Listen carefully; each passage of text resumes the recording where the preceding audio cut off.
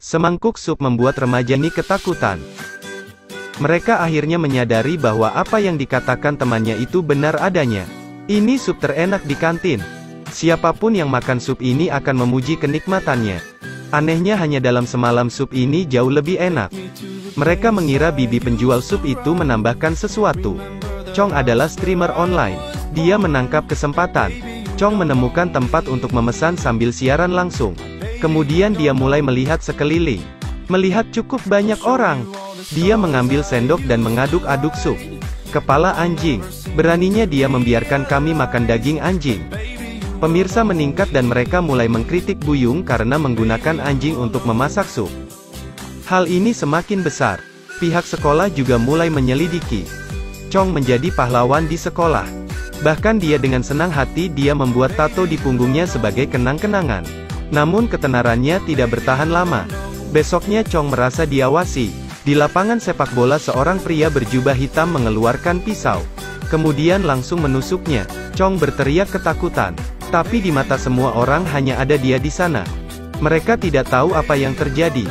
Dia berpikir bahwa Buyung membencinya. Jadi dia pergi menemui Buyung lalu memaki-makinya. Lalu mengatakan bahwa anak laki-lakinya berniat membunuhnya. Buyung tidak mengerti apa yang terjadi. Chong menunjuk foto itu dan berkata bahwa ini adalah orang yang baru saja akan membunuhku.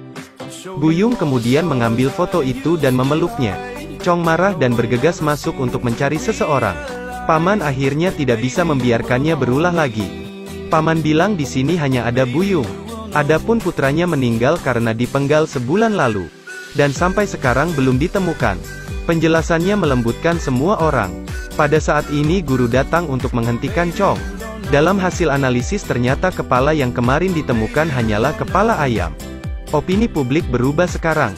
Chong berbalik menjadi orang yang menyedihkan. Dan Chong menjadi penjahat yang tidak bisa ditolerir. Kemudian perilaku gilanya diposting secara online. Netizen menyuruhnya untuk meminta maaf kepada Buyung. Bahkan sahabatnya menasihati Chong. Sebagai manusia harus mengetahui batas kemampuannya. Chong tertekan setelah mendengarnya. Sangat jelas dia melihat pria berbaju hitam itu. Ia duduk di pojok untuk menenangkan pikirannya. Tiba-tiba seekor kucing liar lewat. Dia menjadi gila sekarang. Chong menangkap kucing itu dan menyelinap ke rumah Buyung. Tapi Chong tidak perlu memfitnah. Karena apa yang ada di depannya jauh lebih menakutkan. Dia hendak memotret apa yang dilihatnya. Tapi handphonenya error dan tidak bisa memotret apa-apa. Pria berbaju hitam itu muncul lagi. Chong berbalik dan melihatnya. Dia memarahinya dan bilang kalau punya nyali pergi keluar kita berduel. Setelah mendengar tantangannya, dia dengan tenang melepas tudungnya. Chong bergegas keluar dan bertemu dengan guru. Tapi mereka tidak percaya apa yang Chong katakan. Dia terpaksa mengambil pisau untuk melawannya seorang diri. Baru saja akan mendapatkan bukti penting. Dia membuka tas nilon putih. Chong ketakutan. Ternyata Buyung menggunakan kepala anaknya untuk memasak sup. Pada saat itu pria berjubah hitam muncul lagi. Chong tidak berani melawan lagi. Tepat kali ini dia muncul. Sudah cukup, ujar Buyung. Tebak apa yang akan terjadi pada Chong? Besoknya teman-teman Chong memuji sup Buyung. Sop hari ini lebih enak dari biasanya. Tapi sekarang salah satu temannya berteriak. Teman Chong juga takut. Karena potongan dagingnya memiliki tato yang sama dengan yang ada di belakang leher Chong.